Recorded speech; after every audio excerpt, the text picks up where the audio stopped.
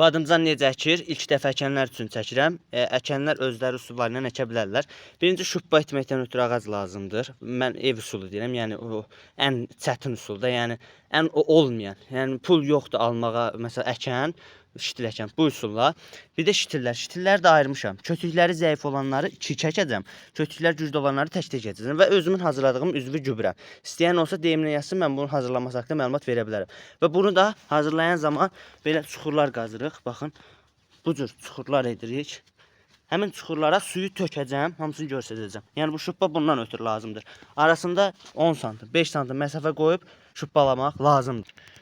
Əkməmiş öz hazırladığım gübrədən ora tökürəm, şubbaladığım yerə ki, şitilin kökü daha rahat olsun.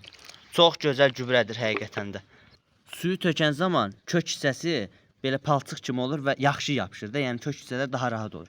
Və daha sonra isə mən videonu tək çəkdiyim üçün çətinlikli olur. Torpaqlayırıq, yanlara doğru ətrafını doldururuq. Baxın, bu cür. Allah xeyrinizi versin və daha sonra gübrəmizdən mütləq dibinə, üzvü gübrəmizdən və yaxud adi suyla da suvarma etmək lazımdır.